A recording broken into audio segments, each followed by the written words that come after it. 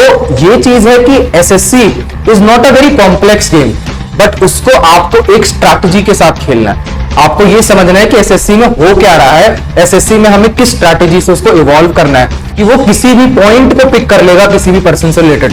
तो तुम्हें ये चीज का बहुत अपने मन में क्लैरिटी होनी चाहिए। हम जब उस नॉलेज को स्टोरी की तरह पढ़ेंगे, उसको एक्सट्रैक्ट करेंगे, तो हमारे मन में अगर क्लैरिटी होगी ना कि कनिष्का कब आया था, तो वो क्वेश्चन बड़ा इजी बन जाएगा। Good afternoon everyone, my name is Chirag Sharma. So in 2024 I have cracked several exams, SSC CGL. I have got posting as GST inspector. I have cracked IBPS PO. I have got posting as PO at Bank of Baroda, and I have also cracked CAT 2024. I got 99.58 percentile in CAT. So basically this is a class about the orientation for SSC CGL. हम English में भी बात करेंगे और हिंदी में बात करेंगे, तो मैंने अपना इंट्रोडक्शन इसमें दे दिया है। पर बेसिकली हमें ये डिस्कस करना है कि एसएससी के जो एग्जाम्स होते हैं और यूपीएससी के अलावा, यूपीएससी एक बहुत अच्छा एग्जाम है, पर उसके अलावा अगर आप एसएससी की भी तैयारी कर रहे हो, एसएससी के थ्रू भी बहुत अच्छी अच्छी जॉब्स और अपॉर्चुनिटीज जो हैं वो वास्ट मिलती हैं। सबसे पहले हमें सीजीएल में देखना है कि दो एग्जाम स्टेजेस होती हैं, प्रीलिम्स और दूसरा होता है मेंस। तो प्रीलिम्स और मेंस में देख लेते हैं। प्रीलिम्स में क्या होता है, टोटल आपका बेसिकली एग्जाम में एक कट ऑफ निकलेगी और सेग्रीगेशन के थ्रू आप अगले स्टेज में क्वालिफाई कर जाएंगे। और मेंस प्रीलिम्स की कट ऑफ में, मतलब फाइनल कट ऑफ में, फाइनल मेरिट में इसका रोल नहीं होता। ये सिर्फ एक क्वालिफाइंग एग्जाम है, इसमें मेरिट का कोई प्लेस नहीं है। मेंस में मेरिट होती है, इसी के थ्रू आपको फाइनल सिलेक्शन मिलेगा। एसएससी की एक और अच्छी बात यह भी है कि इसमें इंटरव्यू का कोई रोल नहीं है। आपको इंटरव्यू में कुछ भी नहीं देखना है, सिर्फ आपको मेंस का एग्जाम निकालना है, आपकी सीधा काउंसलिंग होगी और आपका खत्म हो जाएगा प्रोसीजर और आप ज्वाइन कर जाएंगे।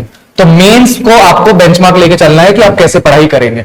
सीजीएल में चार जो हमारे सब्जेक्ट्स मेन है जिसकी हमें तैयारी करनी है, वो है मैथ्स, रीजनिंग, इंग्लिश और जीके। जीके में हमारे सारे ही कवर हो जाते हैं, बेसिकली हिस्ट्री, ज्योग्राफी, पॉलिटी और हमारे जितने साइंस के भी सब्जेक्ट्स हैं, बायोलॉजी, केमिस्ट्री, ये सबसे लीड सब्जेक्ट होता है। बेसिकली इसके अंदर एक वेराइटी ऑफ सब्जेक्ट्स, उसकी हमें नॉलेज कम इनकम पास करनी होती है। मैथ्स मोस्टली 10th लेवल की आती है, दैट्स अ बिग प्लस। कुछ भी इंटिमिडेटिंग नहीं है कि 11th और 12th में अगर हमने मैथ्स नहीं कर रखी है या फिर हमें मैथ्स इतनी स्ट्रांग नहीं है। अगर 10th की एनसीईआरटी अगर अच्छे से कर रखी है, 8th, 9th, 10th, बेसिकली आपको उसको अच्छे से करना है। पर द पॉइंट इज आपके कॉन्सेप्ट स्ट्रांग होने चाहिए, क्योंकि SSC is the game. SSC में जो गेम है वो दो चीजों का कंबाइन है, एक है नॉलेज, और नॉलेज के साथ साथ उसको इंप्लीमेंट करना है स्पीड। क्योंकि बात जब हम पेपर पैटर्न देखेंगे तो हमें पता चलेगा कि स्पीड कितनी इंपॉर्टेंट है, स्पीड से ही सब कुछ पता चल रहा है। तो नॉलेज बहुत इंपॉर्टेंट है, नॉलेज के साथ स्पीड बहुत इंपॉर्टेंट है, क्योंकि अपनी नॉलेज को हमें लिटरली टाइम भी नहीं मिलता है सोचने का, इतनी प्रैक्टिस को इवॉल्व करना पड़ेगा कि स्पीड भी आपकी पूरी जमकर तैयार हो जाए। तो ये बहुत इंपॉर्टेंट है, स्पीड के साथ एक्यूरेसी।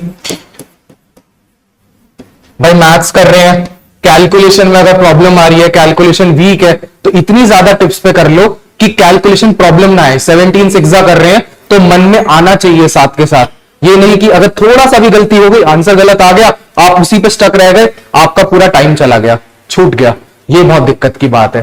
तो एसएससी में नॉलेज के साथ स्पीड तो वही वाली बात है, 10th लेवल के कॉन्सेप्ट्स तो करेंगे, पर उसमें अगर हम ट्रिक शॉट्स देख सकते हैं और ट्रिक्स के साथ फिर उनको इंप्लीमेंट जब हम मॉक्स में करेंगे, जब हम प्रैक्टिस करेंगे, इंप्लीमेंट कितने अच्छे से कर पा रहे हैं वो बहुत वेरी करता है। रीजनिंग इज द सेक्शन जो ज्यादा ट्रिकी नहीं है, पर रीजनिंग में तुम्हें प्रैक्टिस बहुत जरूरी है।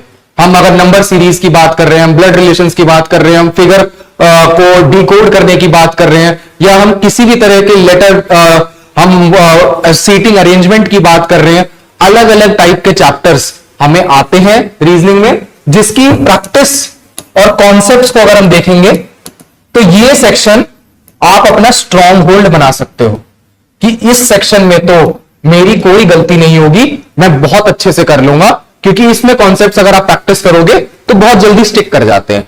और इसी के थ्रू अपने टाइम को आप बचा भी सकते हो। इंग्लिश, इंग्लिश भी फुल्ली 10th लेवल आती है, कुछ भी बाहर का नहीं है।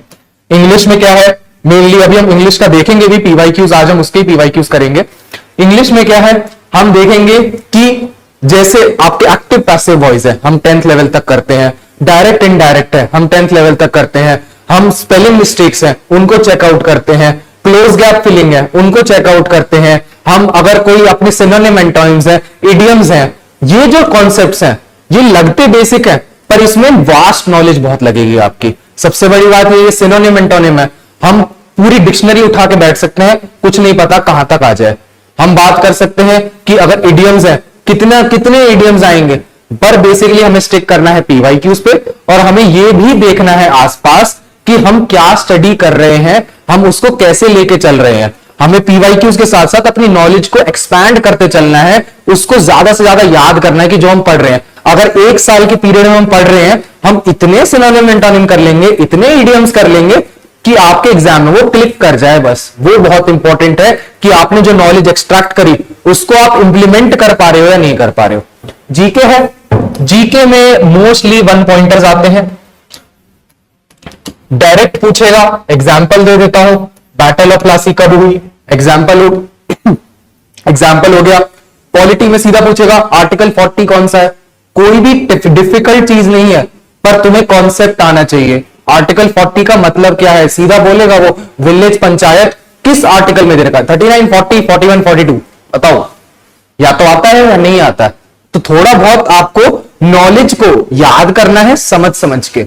जीके में ऐसे आता है, हिस्ट्री में है, आपको पूछ लेगा सीधा कि 1773 का जब एक्ट पास हुआ तो उस टाइम पे गवर्नर जनरल कौन था। अब या तो आपको पता है या नहीं पता है, कोई और दूसरा ऑप्शन नहीं है यहां पे। पर हम क्या करेंगे, जब पूरी क्रोनोलॉजी बैठाएंगे, जब हम पूरी नॉलेज को एक्सट्रैक्ट करेंगे, तो ये चीजें आपको खुद एक स्टोरी की तरह याद हो जाएंगी। इसको लर्न नहीं करना, तो यही देखो फंडामेंटल डिफरेंस समझो। यूपीएससी में इन डेप्थ पूछेगा, यूपीएससी में कोशिश करेगा कि अपने फैक्ट्स को इंप्लीमेंट करो, जबकि एसएससी में क्या करेगा, एसएससी में बोलेगा कि भाई आप अपने नॉलेज को मतलब दिखाओ कि हाँ आपको ये आता है। सीधा पूछ रहा है, मतलब इस साल के पेपर में मैं तुम्हें एक डायरेक्ट क्वेश्चन बता देता हूं कि पूछा कनिष्का कुशानाज का कौन सा रूलर था, फर्स्ट, सेकंड, थर्ड या फोर्थ। तो अगर तुम्हें क्रोनोलॉजी पता है कि फर्स्ट रूलर कुजुला कैडफाइसिस था, सेकंड भीमा कैडफाइसिस था, थर्ड कनिष्का था, उसके बाद हुविष्का था, तो तुम सीधा बता सकते हो थर्ड रूलर था। पर तुम्हें एक स्टोरी अपने मन में आनी चाहिए कि यार ये ऐसे ऐसे इसके बाद एक क्रोनोलॉजी बनी और थर्ड रूलर कनिष्का था। क्वेश्चन थोड़ी टफ पूछा उसने तो सीधा पूछा बताओ कनिष्का कौन सा रूलर था, first, second, third, fourth, Kushanas का। पर हम जब उस नॉलेज को स्टोरी की तरह पढ़ेंगे, उसको एक्सट्रैक्ट करेंगे, तो हमारे मन में अगर क्लैरिटी होगी ना कि कनिष्का कब आया था, तो वो क्वेश्चन बड़ा इजी बन जाएगा।